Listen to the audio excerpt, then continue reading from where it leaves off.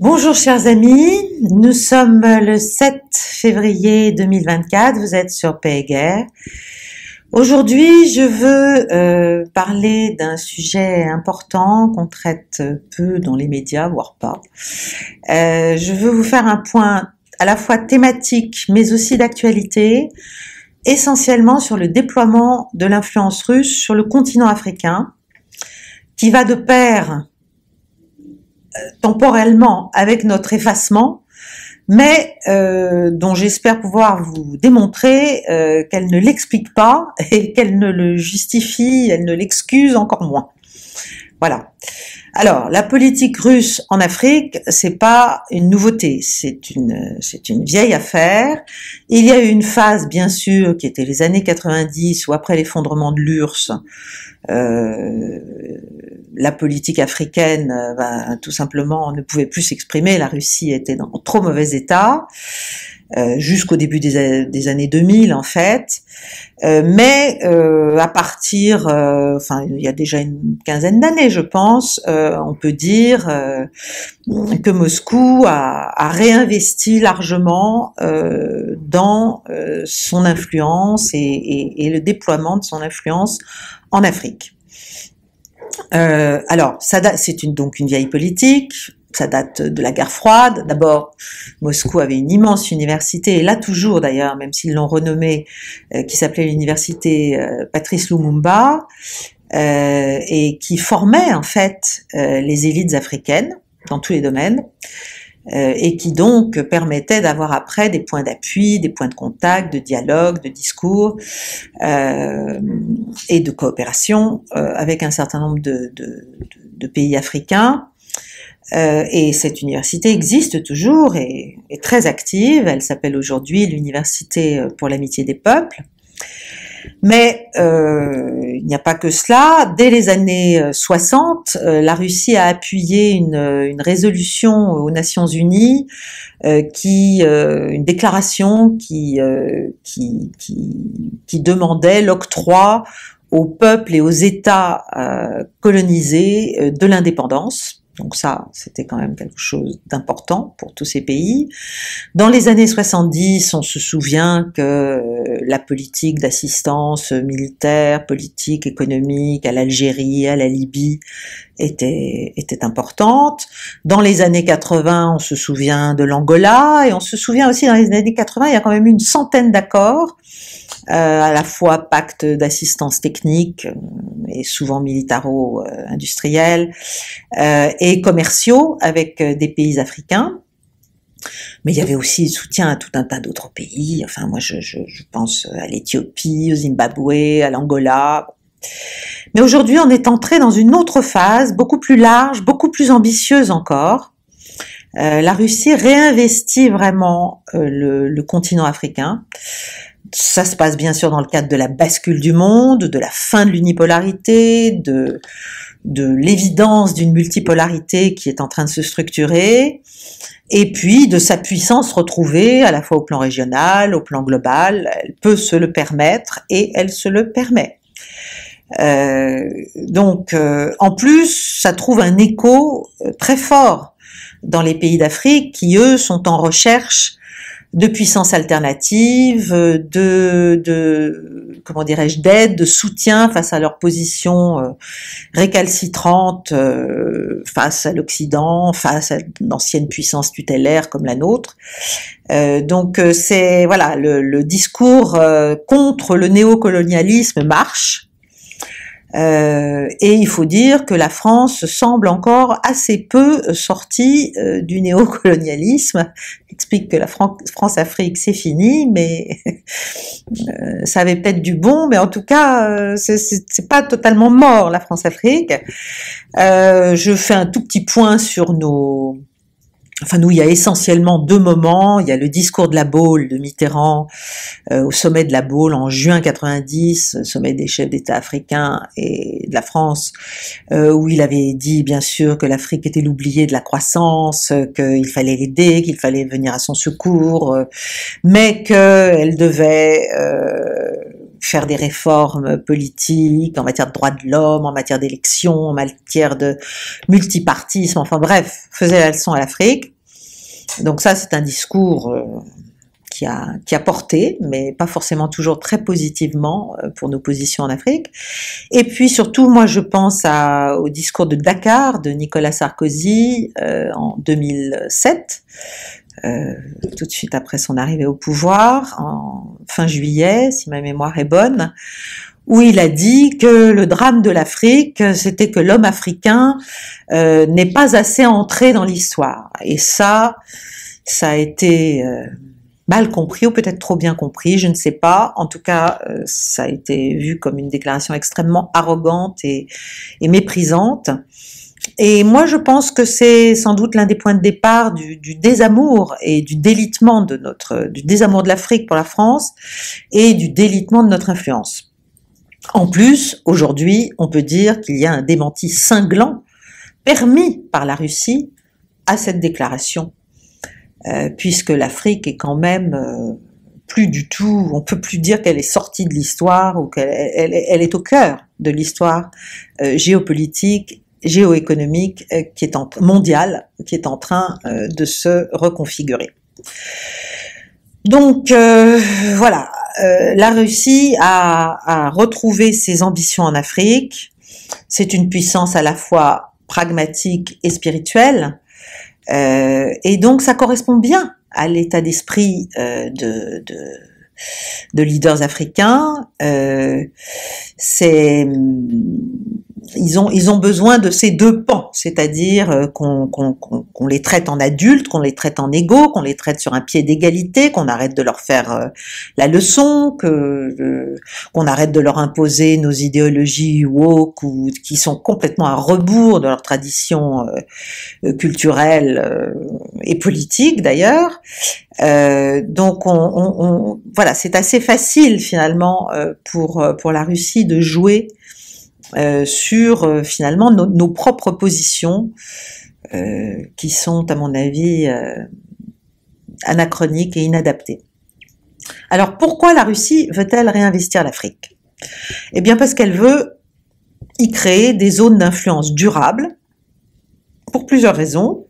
Pour accéder bien sûr à des ressources, à des matières premières, à des actifs énergétiques, à des contrats, à des projets d'infrastructure, à des marchés d'armement, mais aussi parce qu'elle veut tisser un réseau de bases militaires, navales, terrestres, aériennes, lui permettant un élargissement finalement de sa voilure, de sa capacité de projection, de son rayon d'action, si vous voulez, pour sa marine de guerre notamment, mais pas seulement, en Méditerranée, en mer Rouge et océan Indien, océan Atlantique, enfin toute zone d'accès convoitée depuis des lustres, depuis Catherine II. Donc bien sûr il y avait ce jeu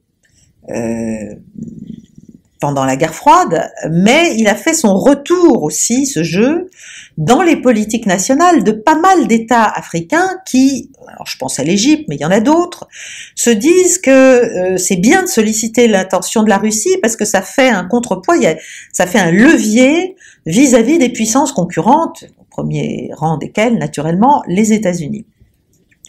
Ensuite, un autre facteur, c'est l'intérêt pour certaines puissances régionales, je pense au Qatar, je pense aux Émirats Arabes Unis, de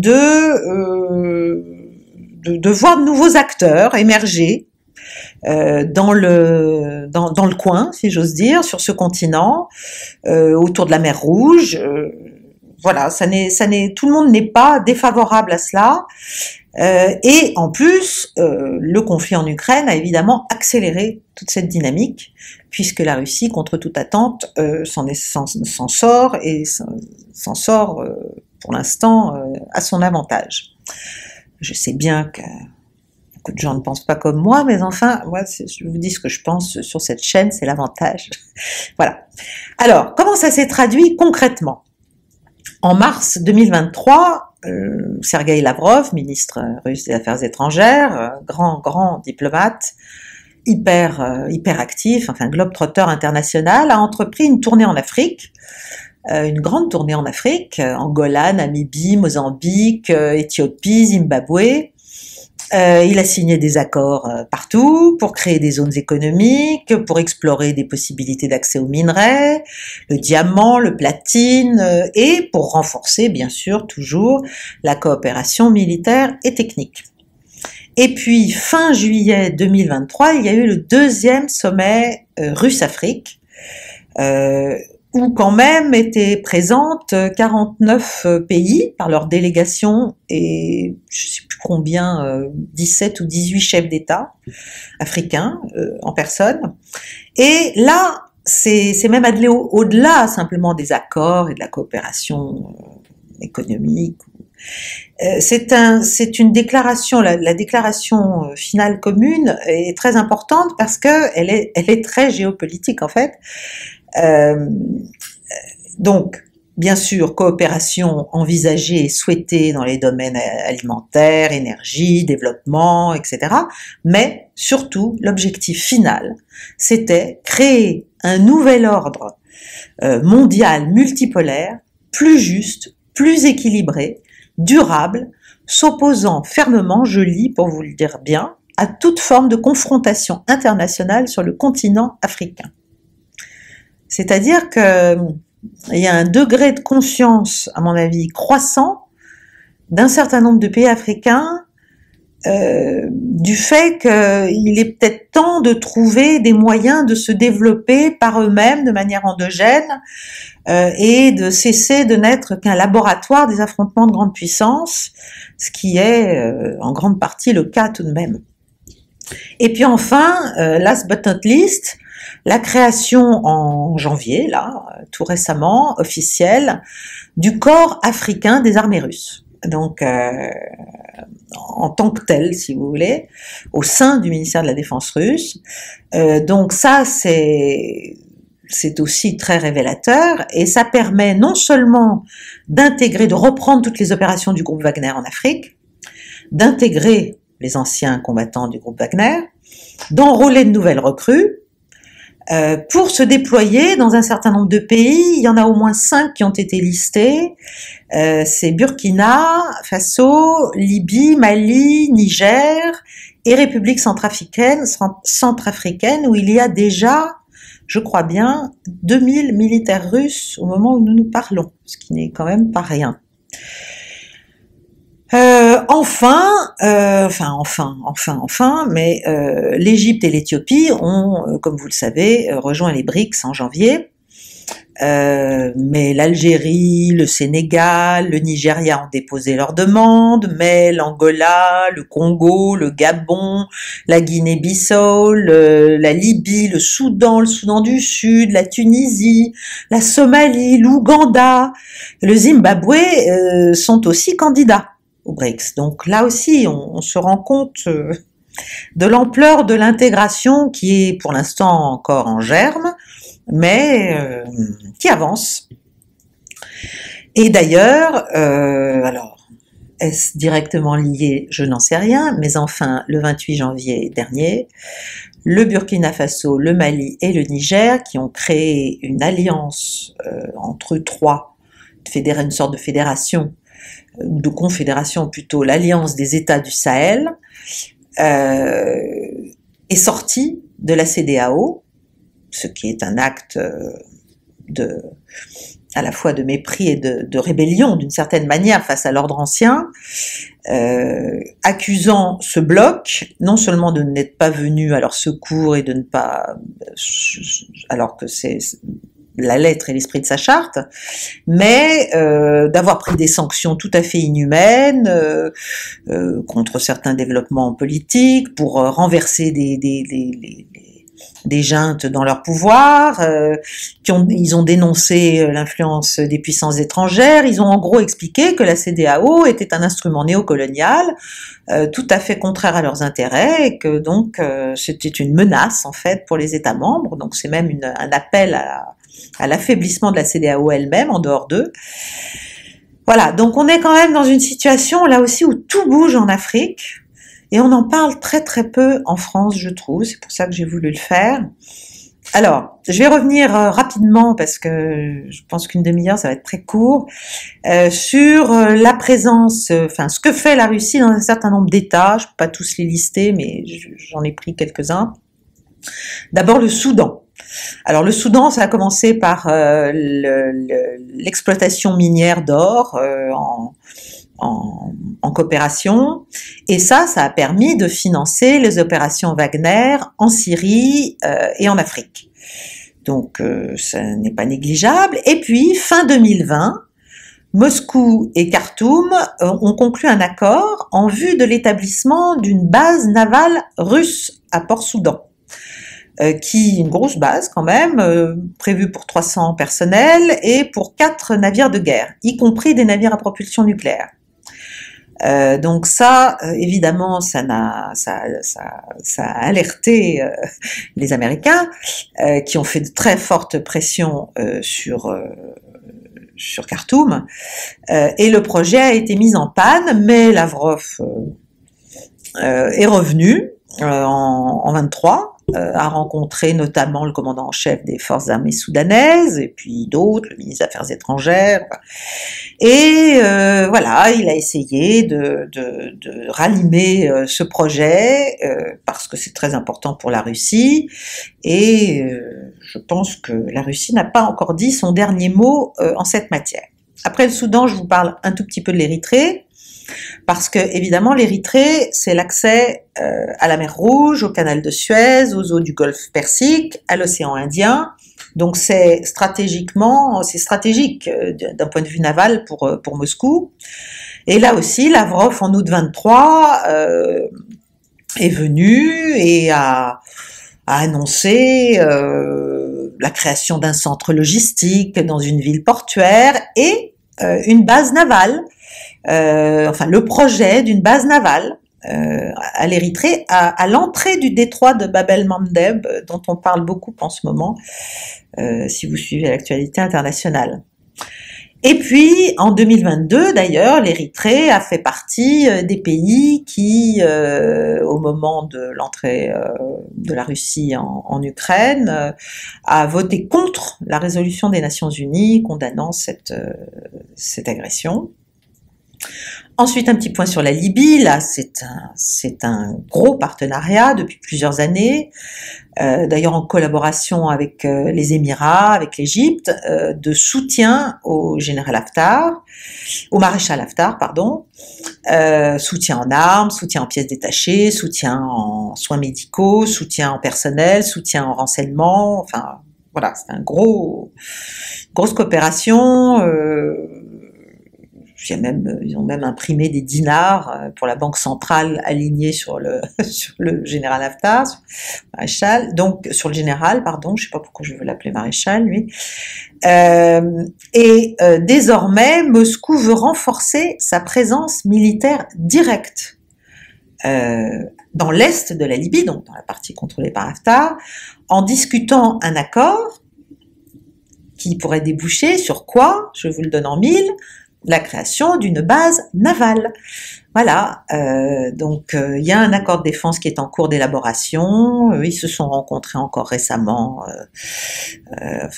en septembre dernier, je crois. Et puis, il s'agit aussi d'avoir une autre base navale à Tobrouk.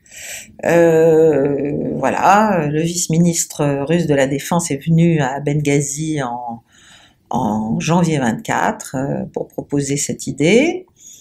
Et enfin, le général Haftar voudrait que ses pilotes et ses forces spéciales, ses pilotes de chasse et ses forces spéciales soient entraînés par les Russes, ce qui veut dire de moderniser quelques bases pour qu'elles puissent accueillir les forces russes. Et donc, en fait, la Libye, il est prévu qu'elle accueille des forces de ce corps africain de l'armée russe. Je passe à l'Éthiopie. Pardonnez-moi si je lis un petit peu, mais je ne peux pas tout retenir non plus et vous le débiter sans oublier des choses importantes. Donc, en Éthiopie, la présence russe est plus limitée. par rapport à d'autres pays, mais il y a quand même un partenariat qui est en fait très ancien et très solide, diplomatique.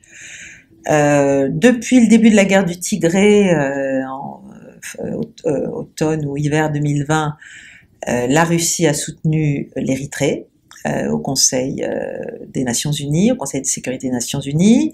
Il y a un partenariat de sécurité et désormais l'Éthiopie est dans les BRICS. L'Égypte maintenant, alors là c'est aussi un gros morceau, après la Libye, deuxième client pour les achats d'armement de Moscou sur le continent africain, après l'Algérie. On peut dire que 30% de l'arsenal égyptien est russe, en fait, entre 2009 et 2018, c'est à peu près 30%. Les Égyptiens ont reçu des avions de chasse, notamment des Sukhoi 35, commandés à Moscou après que Washington ait refusé de vendre des F-35. Bon.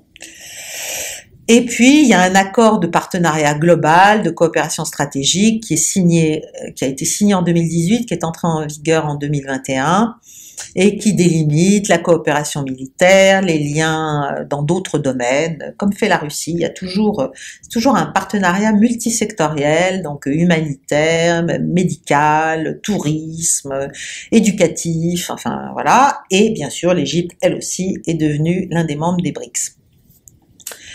Et puis je pense aussi, là, très récemment, il y a un accord avec Rosatom qui a été fait pour le début de la construction d'une centrale nucléaire. Donc ça c'est aussi important. Alors après, le Mali, ça nous intéresse plus directement. Le groupe Wagner a d'abord assuré la présence russe au Mali afin de contrer les groupes djihadistes et d'assurer la protection des dirigeants, ça a commencé comme ça. Mais le Mali a reçu de Moscou des avions de chasse, des hélicoptères d'attaque. En novembre 22, la Russie s'est engagée à envoyer des cargaisons pour 100 millions de dollars à peu près, avec des produits pétroliers, des tonnes de blé, des tonnes d'engrais, enfin bref, il y a une grosse aide. En février 23, toujours Lavrov a rencontré les dirigeants maliens pour les assurer de son soutien et donc de son aide face à l'insurrection islamiste. Et là aussi, il est prévu qu'il y ait des forces du corps africain russe, de l'armée russe, au Mali. Le Burkina Faso, là, est en plein rapprochement. Il y a 100 militaires russes qui sont arrivés en janvier, là, à Ouagadougou, pour assurer bien sûr la sécurité du dirigeant, mais aussi pour faire déjà, voilà, pour être là en dissuasion vis-à-vis des attaques terroristes qui sont nombreuses. Et en fait, ils en attendent 300. Donc il va y avoir, la coopération militaire va se développer, et puis bien sûr toujours aussi coopération en engrais, en blé, enfin soutien gratuit pour une grande partie. Donc voilà, un petit mot sur la République centrafricaine. Là, il y a aussi un projet de base militaire qui a été accordé tout récemment, là en fin janvier 24, base militaire de 5000 hommes, avec voilà, enfin la construction a commencé. Ça pourrait être le QG régional pour les troupes russes déployées en Afrique. Donc c'est pour ça qu'ils envisagent quelque chose d'assez gros, mais il faut savoir, donc je l'ai dit, il y a 2000 militaires, 2000 personnels russes en République centrafricaine, ce qui est quand même assez conséquent, et bien sûr des fournitures d'armes, des fournitures de conseils, les conseillers russes comme on les appelait pendant la guerre froide. Voilà. Je vous parle enfin du Tchad et de l'Algérie. Le président tchadien était en Russie il y a très peu de temps, il a qualifié la Russie d'un pays frère. Il a expliqué, il en a même profité pour pointer les ingérences françaises, et il a dit qu'il était prêt à renforcer les relations bilatérales avec la Russie à tout point de vue. Quant à l'Algérie, l'Algérie, c'est le 3e importateur d'armes de Moscou et son plus gros client sur le continent africain. 70% du matériel militaire algérien provient de Russie. Là, il y a eu en 2021, il y a eu un contrat de 7 milliards de dollars pour des livraisons d'avions, mais il y a d'autres projets, l'acquisition des avions multirôles furtifs. Bref, c'est un partenariat stratégique entre la Russie et l'Algérie, approfondi, et qui a été d'ailleurs, qui datait de 2001 et qui a été renouvelé l'été dernier, juillet 23. Et bien sûr, l'Algérie veut entrer dans les BRICS, veut participer à la banque des BRICS, à hauteur quand même d'1,5 milliard, ce qui n'est pas négligeable. Et puis voilà, alors oui, c'est vrai, il faut aussi que je vous parle un tout petit peu de l'Angola. Donc l'Angola, pour l'instant, l'Angola c'est vraiment un pays où la Russie et les États-Unis sont en compétition. Et pour l'instant, c'est Washington qui l'emporte, notamment pour l'aider à construire un corridor ferroviaire pour évacuer le cobalt, le cuivre et d'autres minéraux essentiels. Mais bon. Voilà, les Américains mettent beaucoup d'argent, hein, ils ont fait des promesses assez importantes, mais la Russie ne s'avoue pas forcément vaincue pour autant. Et puis le Niger, là aussi, il y a un accord important signé en décembre dernier. Donc vous voyez l'importance, la fréquence, le rythme, l'intensité en fait de l'activité diplomatique au sens large russe en Afrique, notamment depuis 2 ans. Enfin, c'est assez frappant. Donc au Niger, décembre 23, accord de défense.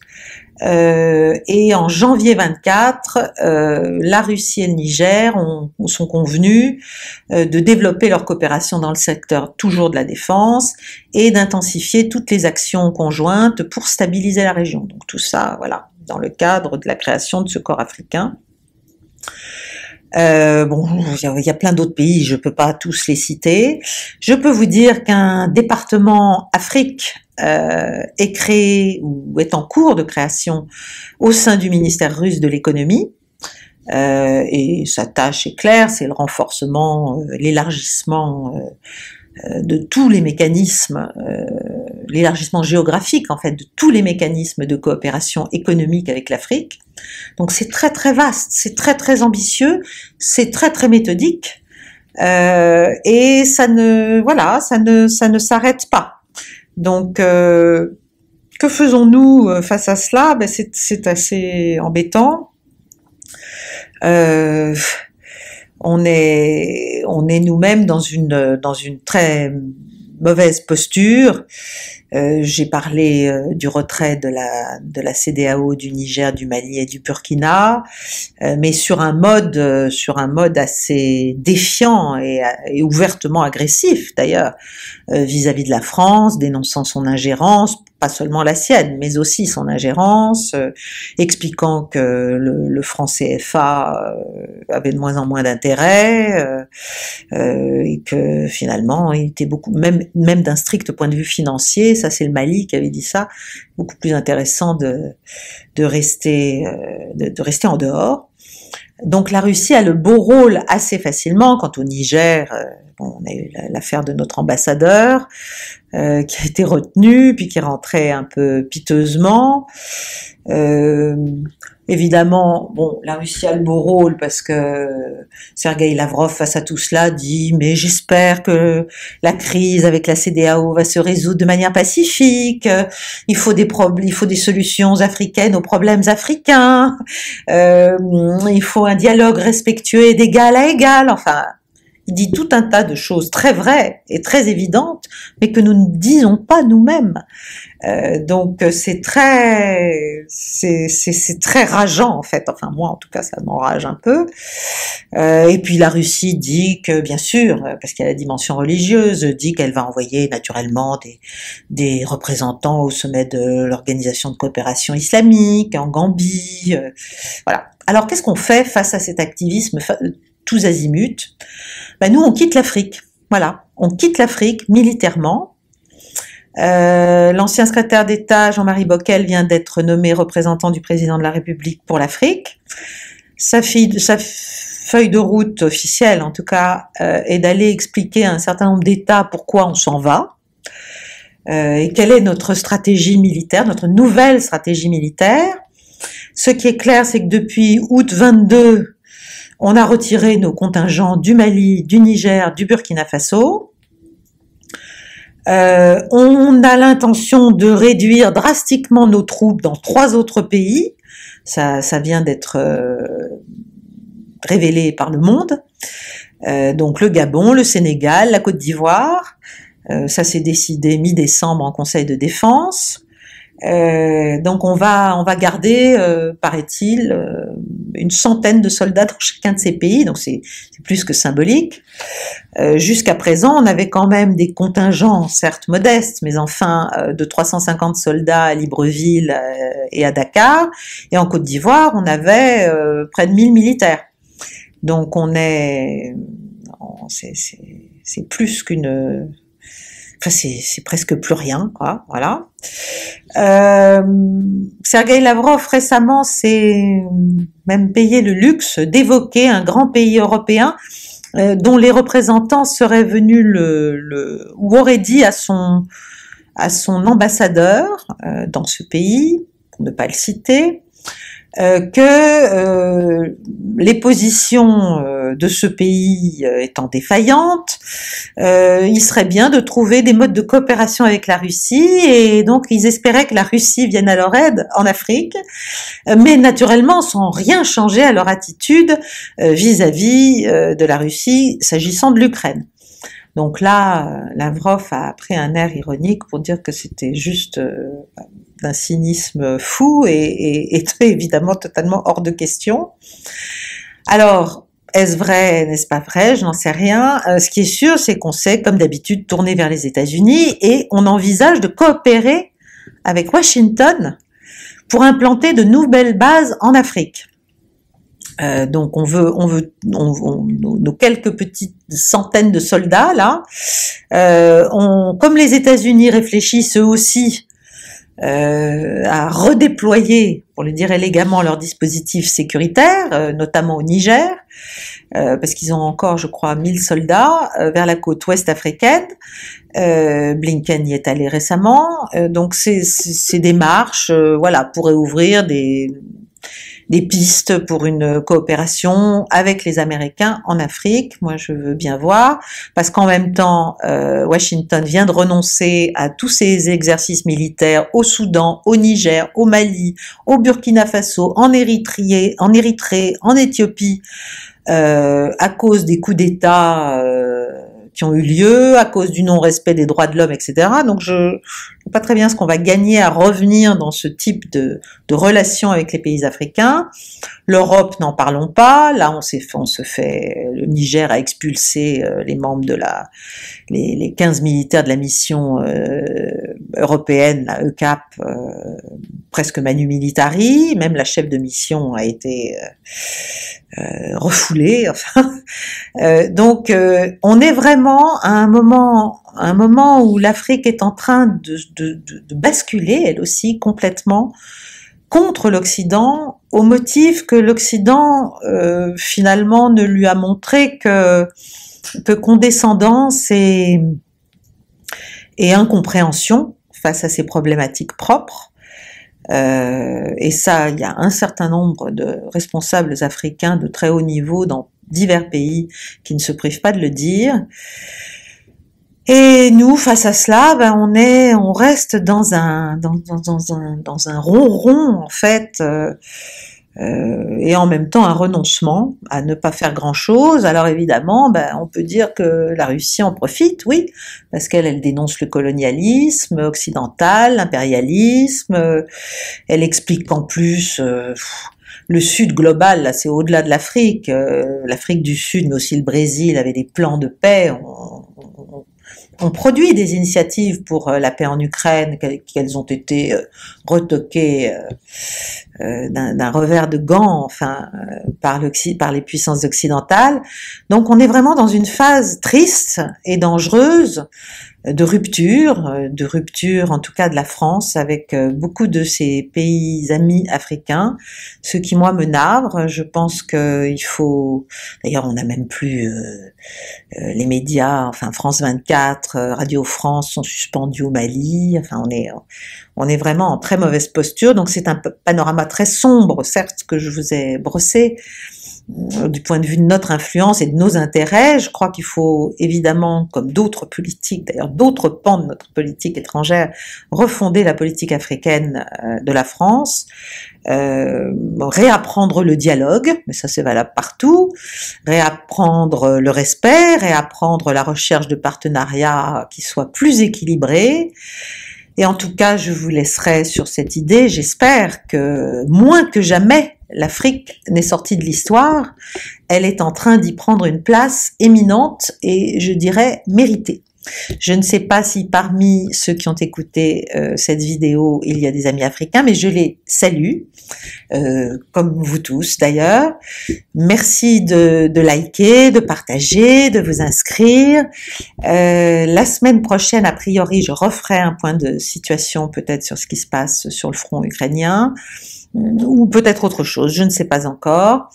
Je vous remercie de m'avoir écouté et je vous souhaite une bonne soirée. J'ai été un peu longue, vous me pardonnerez.